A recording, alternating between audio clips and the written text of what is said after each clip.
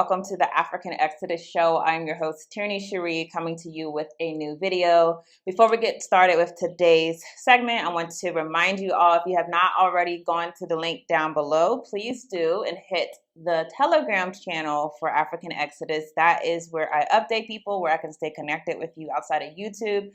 Please do add yourself there. With that, let's get started with African and World News.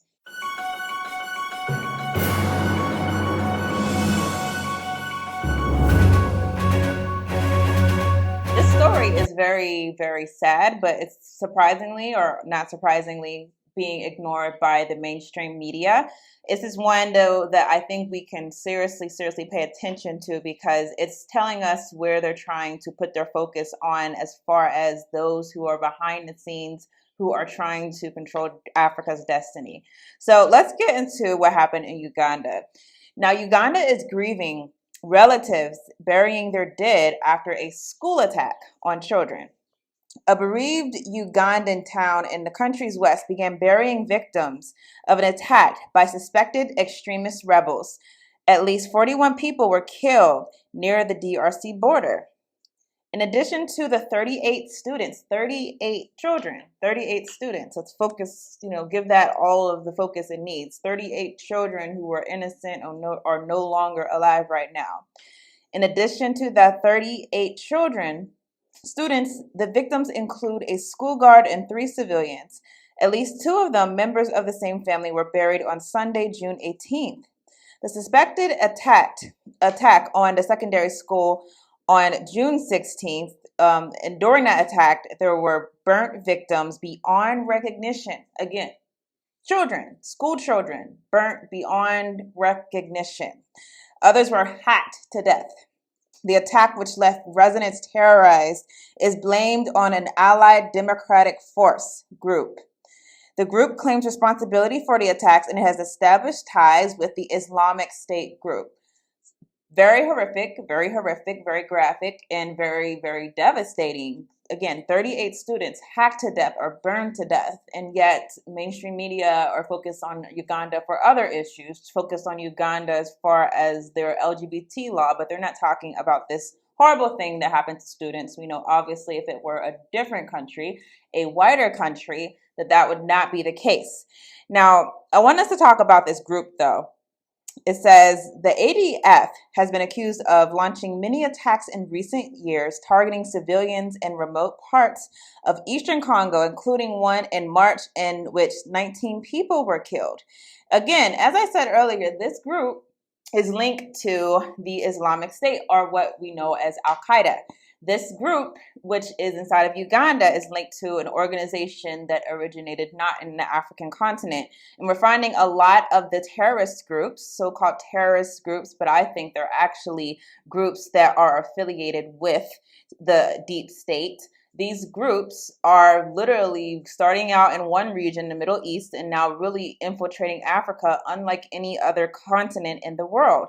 So this is actually telling about where things are going. I'm going to read from an article right now talking about the fact that Africa is seen now as the hot spot for terrorism. Counterterrorism experts say Africa is the world's terrorism hotspot with half of 2022's victims. Let that sink in. Of the entire world, half of the victims of 2022 were in the African continent as far as terrorism. So counterterrorism experts said Tuesday that Africa is now the world's terrorism hotspot, with half of the victims killed last year in sub-Saharan Africa through Al Qaeda and the Islamic State affiliates, who remain widespread and persistent and active elsewhere around the globe. Now, of course, Africa has been the hot spot of terrorism. Unfortunately, they did not call our other atrocities that we have suffered terrorism. They don't call slavery terrorism. They don't call colonial terrorism. They don't call genocide terrorism. They only call things terrorism when they want to call it terrorism. But it's always been the hot spot. The real thing to say is that Africa is now the hot spot as far as the focal point of where the West is going to push this whole terrorist idea into a new location other than the so-called Middle East. Now, Interpol, the International Criminal Police Agency, also reported during a panel discussion at the United Nations that terrorism linked to extreme right-wing ideology increased an estimated 50-fold over the past decade, particularly in Europe, North America, and parts of the Asia Pacific. The reason why I said that this is something that's being sponsored by the deep state, if you didn't see, I did a video recently where I talked about the population control and really who's behind depopulation. I focused on the organization known as the Office of Population Affairs coming out of the United States and the dark history that this nation has, with their own officials having come forward and admitted that they have been responsible for organizing mass genocidal campaigns around the world for the purpose of population control. Now, going back to that whole idea that the United States is doing things that appear one way, it appears as if it's just a famine, it appears as if it's just a war, it appears as if it's just terrorism, but actually a lot of things are being done in order to exercise control of the African continent, even when you don't see the hand of the United States. As far as ISIS, Al Qaeda, all of these so-called terrorist groups, there is well-documented proof that these groups were started by the United States, that these groups work with the United States.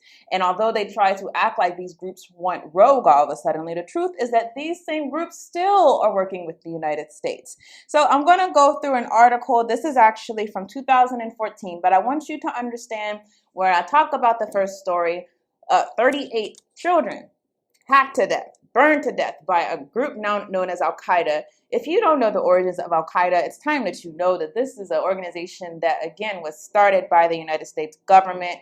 And although they pretend it went rogue, we're going to talk about that more. Did they really go rogue, or are they moving their destination for a purpose within the realm of U.S. interests? So how the U.S. helped create Al Qaeda and ISIS. Much like Al Qaeda, the Islamic State, or ISIS, is made in the USA, an instrument of terror designed to divide and conquer the oil-rich Middle East and to counter Iran's influence in the region. The fact that the United States has a long and torrid history of backing terrorist groups will surprise only those who watch the news and ignore history. If you watch mainstream news, you would have no idea of this, but it's true.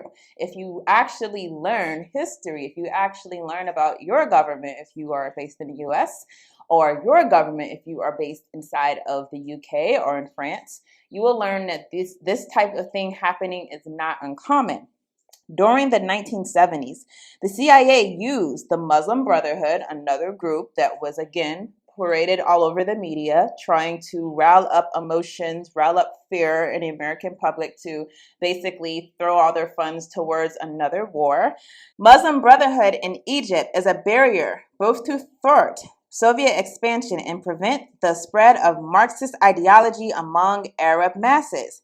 The United States also openly supported Sarekat Islam against Sukarno in Indonesia and supported Jamaat-e-Islami terror group against Zulfikar Ali Bhutto in Pakistan. Last but certainly not least, there is Al Qaeda. Lest we forget, the CIA gave birth to Osama bin Laden and birth-fed his organization during the 1980s. Former British Foreign Secretary Robin Cook told the House of Commons that Al Qaeda was unquestionably a product of Western intelligence agencies. Repeat, Al Qaeda. That Al Qaeda that was so horrible that the United States and all of the governments had to go into all of the Middle East. That same Al Qaeda is, as they said, unquestionably a product of Western intelligence agencies.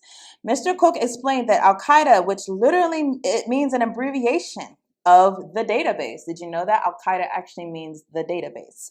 In Arabic, was originally the computer database of thousands of Islamist extremists who were trained by the CIA and funded by Saudis in order to defeat the Russians in Afghanistan. America's relationship with Al Qaeda has always been a love-hate affair, depending on whether a particular Al Qaeda terrorist group in a given region furthers American interests or not. The U.S. State Department either funds or aggressively targets the terrorist group. You hear that again? Listen again. It says they're either funding or they're targeting them aggressively. Even as American foreign policymakers claim to oppose Muslim extremism, they knowingly foment it as a weapon of foreign policy. Yes, that same group that was supposedly the boogeyman of the Middle East is both utilized by the United States, but it's actually also attacked by the United States. Now, even when the organization is attacked, it's important to understand that does not necessarily mean that they've gone rogue as if it's trying to, as this article has tried to give the picture of. It's not actually the case. A lot of times when America needs a boogeyman, they tell their groups that they've been funding, we need a boogeyman in this country. So they get to say, hey, yeah, we might have initially been involved with Al Qaeda, but what they're doing right now, we don't agree with. But the fact is that boogeyman gives them leverage in order to go into other territories and go into other countries where they would normally not be able to go into. So going forward, it says, the Islamic State, as its latest weapon, much like Al Qaeda, is certainly backfiring. ISIS recently rose to international prominence after its thugs began beheading American journalists. Now the terrorist group controls an area the size of the United Kingdom. America rather unwisely destroyed Saddam Hussein's secular state machinery and replaced it with a predominantly Shiite administration. So if you did not know, those of you who are adamant about separation of church and state, if that's something that you're for, America actually went into Iraq and they thwarted Saddam Hussein's country, which was secular. And this goes against the narrative. And they actually replaced it with a Shiite, I believe it was a Shiite administration. That goes completely against the mainstream narrative because they tried to give this a picture. Oh, we're going against radical Islam. Well, if that's the case, why would you replace a secular government with a theocracy? Going forward, the U.S. occupation caused vast unemployment in the Sunni areas by rejecting socialism and closing down factories in naive hope that the magical hand of free market would create jobs. Under the new U.S.-backed Shiite regime, working class Sunnis lost hundreds of thousands of jobs, unlike the white Afrikaners in South Africa who were allowed to keep their wealth after regime change. Upper-class Sunnis were systematically dispossessed of their assets and lost their political influence, rather than promoting religious integration and unity. American policy in Iraq exacerbated sectarian divisions and created a fertile breeding ground for Sunni discontent, from which Al Qaeda in Iraq took root. The Islamic State of Iraq and Syria used to have a different name, Al Qaeda in Iraq. After 2010, the group rebranded and refocused its efforts on Syria. Now, going forward, it talks about the Middle East policy, one that we've all experienced post 9/11. America's Middle East policy revolves around oil and Israel. Let me repeat that again. The U.S. foreign policy in the Middle East revolves around two things, around oil and Israel. Israel, obviously, we see so much how all that they're doing is for this country that supposedly is independent from the United States, and yet the United States backs them to the point where they're willing to throw all of your tax dollars away at this one country. The question is why? That should be the obvious question. The invasion of Iraq has partially satisfied Washington's thirst for oil, but ongoing airstrikes in Syria and economic sanctions on Iran have everything to do with Israel. The goal is to deprive Israel's neighboring enemies, Lebanon's Hezbollah and Palestine's Hamas, of crucial Syrian and Iranian support. ISIS is not merely an instrument of terror used by Americans to topple the Syrian government. It is also used to put pressure on Iran. Finishing out, it says, America is using ISIS in three ways: to attack its enemies in the Middle East, to serve as a pretext for U.S. military intervention abroad and at home, to foment a manufactured domestic threat, to justify the unprecedented expansion of invasive domestic surveillance.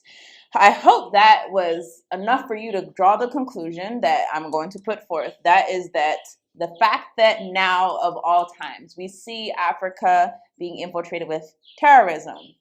Again, terrorism has always been an issue for African people. It's always been an issue for Israel. It's always been an issue for the real Israel. It's always been an issue for us. But the type of terrorism that is recognized as terrorism, that is by these different extremist groups, right? This is now the battleground continent. Now, I think it has to do with a number of things, but the thing that we've been talking about a lot that we're going to have to deal with is the fact that proxy war is another big thing that's being amped up inside of the African continent. So this is something very relevant, because if you don't know, they're going to go to war very soon. World War III is going to happen. It's a matter of when and how, but it's going to happen. I believe it's going to happen very soon with how you see the US and China agitating. But on top of World War III, you have a continent that is not trying to take a position on one side or the other, and at the same time being infiltrated with so-called terrorism. And what does the United States do with places that are infiltrated with terrorism? They use that as an excuse to invade. What does NATO do with places that are infiltrated with so-called terrorism? They use that as an excuse to invade, even if that's not the real reason they want to invade. So this could be the thing that leads to what they're trying to do, which is have a proxy war or a direct war in the African continent. That's my true belief. Obviously, again, as we said, population is always something they're trying to put down, and they want to get this population down of African people who are seriously outnumbering Europeans and even Asians at a certain point. So that is what I have for this particular story. Very, very tragic, very, very tragic for our people in Uganda. Obviously, a place of real importance, spiritual importance, strategic importance, political importance. So we definitely have our prayers and our thoughts with those people, and definitely keep watch on the African continent as far as this whole terrorist threat, because it's going to be used, I believe, against us in the very near future to try to stir up some type of war. With that, let's go to the next story.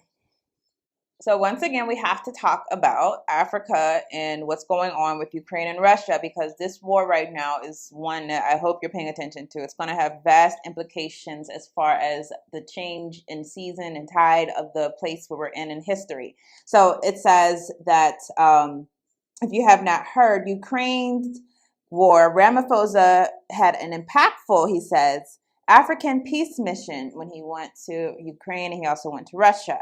Reflecting on the mission by the African delegation pushing for an end to war between Ukraine and Russia, Cyril Ramaphosa called it an impactful meeting on Sunday. The mission included the presidents of South Africa, Senegal, Comoros, Zambia, as well as top officials from Uganda, Egypt, and Congo-Brazzaville. Our mission was impactful. It was success, obviously, will be measured on the ultimate objective of stopping the war. The African delegation met with President Volodymyr Zelensky as well of Ukraine on June 16th, then with Vladimir Putin of Russia, the Russian Federation on June 17th. Now, some things that you should know, obviously, when it comes to Africa going to Russia and Ukraine, they obviously have a lot at stake because of the issue as far as grains, as far as food insecurity being exported to the African continent, because the African continent is not self-sustaining, because in the world system we're in, it has been pulled in and made to be subservient instead of made to be empowered for its own resources. So because of that, Africa has to rely on Ukraine and Russia for things like imports. So there's real importance for them to go there. But the other thing, though, is that Ukraine has a real Nazi problem, and obviously Nazis are not too ambivalent towards who? Our people, right? And of course, we know that going there, those African leaders, they're not going to be given the same seriousness. Instead, they're going to be welcomed with some type of barragement. And I think that's what happened. If you saw what happened when they went to Ukraine, there was bombs going off. Now, was the bombs from Russia? That's what Zelensky said. And that was trying to use as a PR moment to say that, hey, we're hosting these African leaders and Russia's bombing us. That could be possible, but for some reason, I really doubt that personally. Particularly, this is the perfect opportunity for Zelensky to make himself, despite the fact that many people know that Ukraine has this very, very obvious and evident racist core. Despite that, they get to pretend as if Russia was actually trying to target African presidents. So I personally, my belief, my opinion is that those bombs are probably Ukrainian forces, but this is unsubstantiated. This is a theory. Now, were they actually going to achieve peace? Of course not. You should know that Africa, while our continent is of strategic importance, it is at the same time put us in a position where we're not empowered. We're powerless in this situation. We are literally waiting for those who have taken power from us to do what they're going to do so that we can go forward with however we're going to go forward. So clearly these were not going to be the countries that were going to actually negotiate peace, Africa being occupied, Africa being in shambles because of Western influence and because of colonialism. So obviously we were not going to be the ones to negotiate this. However, something interesting that Vladimir Putin did do in this meeting, and he has not done before, is that he revealed to African leaders, and you can look this up, that Russia actually settled a peace deal last year with Ukraine, but Ukraine has now honored that deal. Now, he actually presented the document to African leaders and showed them proof, as to say that, hey, I appreciate y'all coming here, but I actually have the paperwork right here. I did try to negotiate peace. These people don't want peace. So that was something that came out of this that kind of puts the spotlight on the West, because the West is the one trying to continue this war. And that's why this war is not going to end. If you think that African leaders coming and talking to Vladimir Putin was going to change the tide of things, it was not, because this war is happening to achieve a certain end. That end is supposed to be the end of Russian and China influence and the expansion of NATO. We will see if that's actually what happens. But it's important at the same time to recognize that we were not in a strategic position to actually negotiate peace. So some interesting developments there, but we have one more story, so let's go to the next one. Circling back to something that I talked about in a previous video about Black Lives Matter, my theory on what this organization is here to do, that is to derail any true and actual power being taken by the Black community, by the African community, by us who are being oppressed in the United States. It was supposed to basically derail any talks of power, right? Because if they were actually going to be able to do that, it would have been taking power from those who have exercised dominion over us for so long. And I believe that the Black Lives Matter movement was meant to do exactly what it did, because we're going to show right here in this article that despite the fact of all the protests, all the marching, all the funds, despite all of that, people are actually less paying attention, less caring, less concerned with the issues and the plights of Africans in the United States. So President Biden declared Juneteenth a federal holiday in June 2021. You remember that. In the wake of Black Lives Matter protests during the summer of 2020 after the death of George Floyd at the hands of former Minneapolis police officer Derek Chauvin. This was supposedly the victory that we've been waiting for. Not any actual legislation that was going to protect our people, not any actual laws that was going to safeguard us. No. Instead, President Biden issued a law for a holiday. And it goes on to say, just 51% of American adults say they support the Black Lives Matter movement, which is the lowest percent since the Pew Research Center started asking the question in 2017. Support for the movement was at an all-time high in June of 2020. During the height of the George Floyd protests, more people were opposed to the Black Lives Matter movement than ever, with 46% against it. That's the recent research. Opposition was at an all-time low in June 2020 as racial justice protests were held throughout the United States. Additionally, 61% of U.S. adults say that the Black Lives Matter movement has not been effective at improving race relations, the survey found. Most Americans, 52%, said in 2020 that the increased focus on race has or will help Black people. 57% in the last survey said that it will not lead or has not led to improving the lives of Black people. So this is, of course, of all Americans, but let's actually see the effect on our people, because that's the one that I'm actually concerned of. I don't believe any of these people who 1 second you're for a movement, the next second you're like, well, I don't really care. They were never serious to begin with. I hope we should all understand that. They were never going to actually do something to transfer power, and that's what we need, nothing less. But how do our people feel after the Black Lives Matter movement? As the public looks cynically upon the Black Lives Matter movement that led to the federal observance of Juneteenth. Again, that's all you got from it, Juneteenth. Most Black Americans are pessimistic about the future of racism. Overall, 51% of Black people say that racism will get worse in America over the rest of their lives, and just 11% said it would get better, according to Washington Post poll that was released on Friday.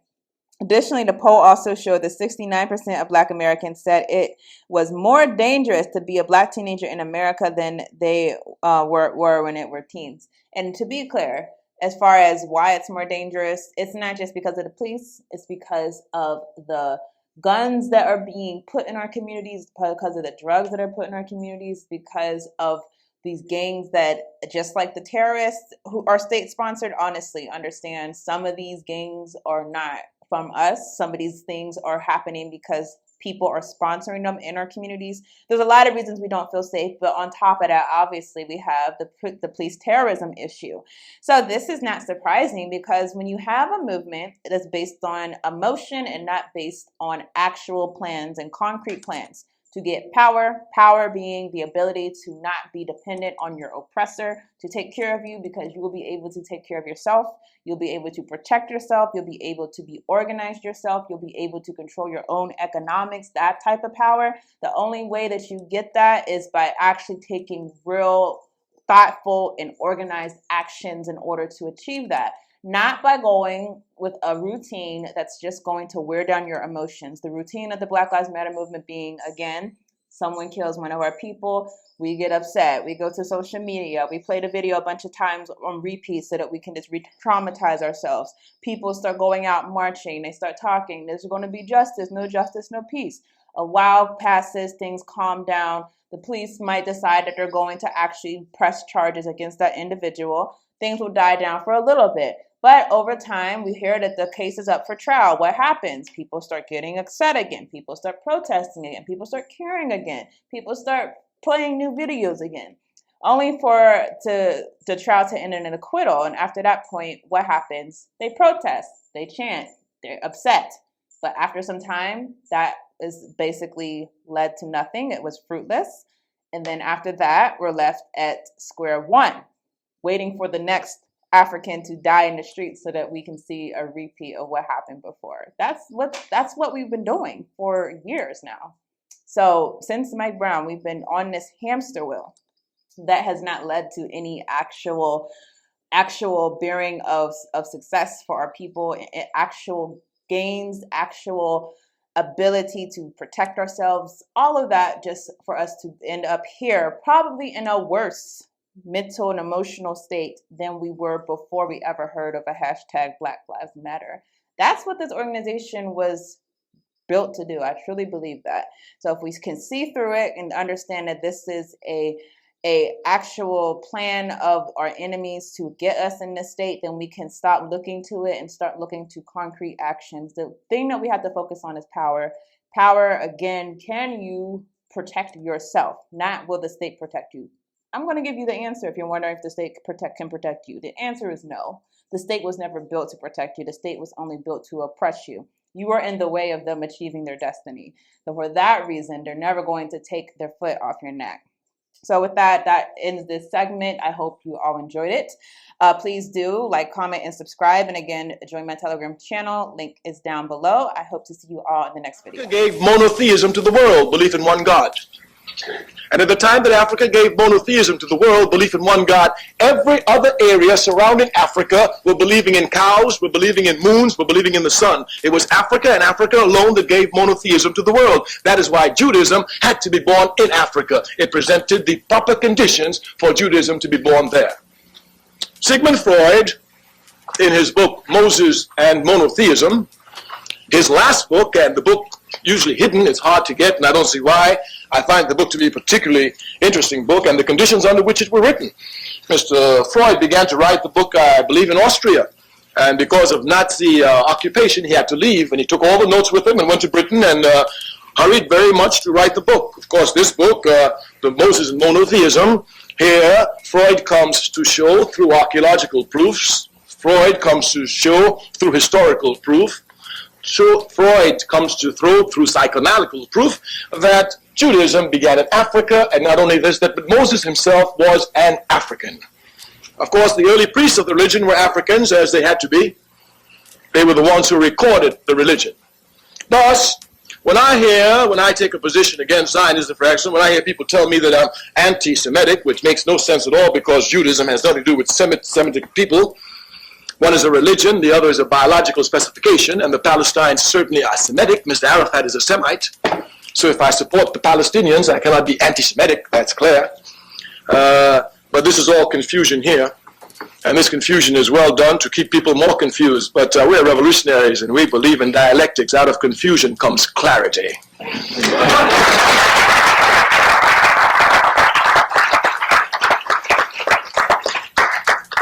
Because our time is limited and we want a lot of time for question, we want to make it clear. Judaism was given to the world by Africa. This is clear and undeniable fact. Those who wish to look at the history and we can develop it, look. Zionism is a political philosophy. It did not come out of Africa. The first organizational conference of Zionism, if my memory serves me correctly, was in 1897 in a place called Bals, Switzerland. B-A-L-S-E. The reason why this meeting had to be held in Bals, Switzerland was because the majority of Orthodox Jewry in Europe was against Zionism, totally against it. We must look properly at Zionism, its beginning, and its founder, a man by the name of Theodor Herzl, H-E-R-Z-L. Mr. Herzl was, of course, bourgeois from his toes to his top of his head. He was bourgeois. As bourgeois as you can get. He didn't think about the proletarian. As a matter of fact, Mr. Herzl himself was not a religious person. It's extremely important. And we want to read his diary. He himself says that he's an atheist. You must understand the word properly. An atheist does not just not believe in God. An atheist makes the affirmative statement that God does not exist. Thus, Mr. Herzl is an atheist. I could never understand, until this day it is incomprehensible for me to understand.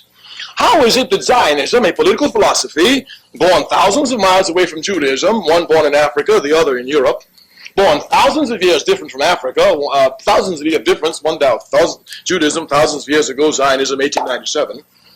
And how is it that they can link each other together? And according to the philosophy of Zionism, that they feel that somehow that they have some relationship to Judaism and this promised state that God promised his chosen people. Mr. Herzl did not believe in God. Not only did not believe in God, he said that God did not exist. Now, he who tells me that God does not exist sets out to find a place that God promised to his chosen people. If this is not ludicrous, and this is the basis, of course, of Zionism, so you can see here the contradictions just everywhere. This is the time when Zionism comes to rise. Zionism comes to look for a state when everywhere else in the world is already dominated. Thus, in order for Mr. Herzl to get a country for Zionists, what he did was to attach himself to imperialism, British imperialism in this case, quite specifically. Of course, as an African who suffered under the heels of British imperialism, I can have no love for it, and certainly I cannot love anyone who attaches themselves to it and attaches themselves to it for the foundation of a state and then call this a liberation movement. Liberation movements fight against imperialism, not with it. Clearly here. Yes.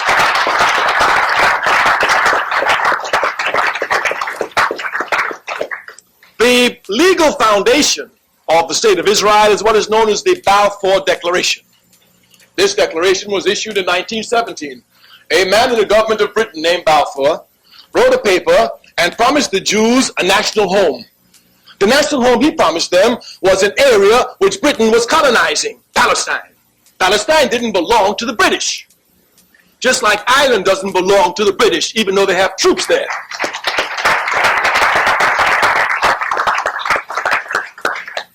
But here, these British imperialists signed a note and gave it to the Jews, and they accepted it. Where is the morality for this? If you say that Israel belongs to you, then you don't go to a thief to get Israel, you go and take it. Once you go to an immoral being such as British imperialism, and this is the basis for you getting the land, then clearly here those who are truly liberation fighters must question this. The basis, we say, is the Balfour Declaration, and Zionists know it. The Zionism is certainly not a liberation movement, because it never fought against any imperialism. As a matter of fact, today, Zionism is the baby, child, and infant protector of imperialism in the Middle East. It carries out the interests of American imperialism. As a matter of fact, Zionism and American imperialism is like this. If our tax dollars would stop giving money to Israel, the state would sink tomorrow. And certainly no one can deny that American imperialism is the leading imperialist nation in the world. So we cannot see how a liberation movement is so tied, string and hand to American imperialism. They work hand in hand with American imperialism. Thus they can hardly be a liberation movement.